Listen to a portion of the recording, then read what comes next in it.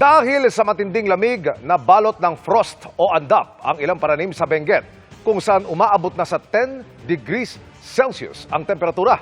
Ayon sa Pag-asa, posibleng lalo pang maramdaman ang lamig ng amihan sa ilang bahagi ng bansa sa mga susunod na linggo. Nakatutok si Mav Gonzalez. Sa lamig ng panahon na balot ng andap o frost ang mga pananim sa Atok, Benguet. Sa kalapit nitong bayan ng La Trinidad, sumadsad sa 10.6 degrees Celsius ang temperatura ngayong araw, ang pinakamalamig sa bansa mula nang magsimula ang amihan season. Yelo talaga oh.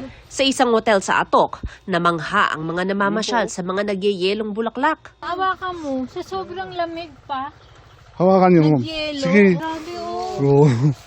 Ayon sa staff ng hotel, kuha ito kaninang alas 6 ng umaga. Pero ang pagyeyelo na bihirang makita ng mga pumasyal na turista, perwisyo ang dala sa mga magsasaka. Kapag nagpatuloy kasi ang andap, maaaring masira ang mga pananim nila. Kasabay kasi ng pagyeyelo ay nawawala ng pagkukunang tubig ang halaman. Ipinaliwanag ng Pag-asa kung paano nabubuo ang mga andap o frost. Pag bumababa yung temperatura sa madaling araw, yung mga water vapor sa ibabaw ng kalupaan posibleng mag-turn into ice crystals. Ayon sa Pag-asa, panandalian pa lang ang nakikitang andap ngayon sa Benguet.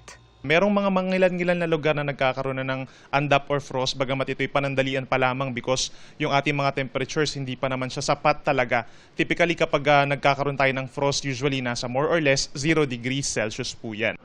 Sa mga susunod na linggo, inaasahan ng Pag-asa na lalakas pa ang hanging amihan, kaya posibleng umabot sa 7.5 degrees Celsius ang temperatura sa Benguet sa Enero hanggang unang bahagi ng Pebrero. Sa Enero rin daw posibleng mas madalas ang andap sa Cordillera. Sa Metro Manila naman, 21.6 degrees Celsius ang naitalang pinakamababang temperatura noong Sabado. Mananatili pa rin itong mababa sa mga susunod na araw. Pagsapit ng tanghali, medyo mainit pa rin po, umaabot sa 30 to 32 degrees yung ating maximum temperature naman. In the coming days, we're seeing na meron pa rin namang northeast monsoon na makakaapekto dito sa Metro Manila, partly cloudy to cloudy skies. May mga tsansa po ng mga pag-ulan, lalo na po sa bisperas at sa araw mismo ng bagong taon. Para sa GMA Integrated News, Mav Gonzalez, Nakatutok, 24 Oras.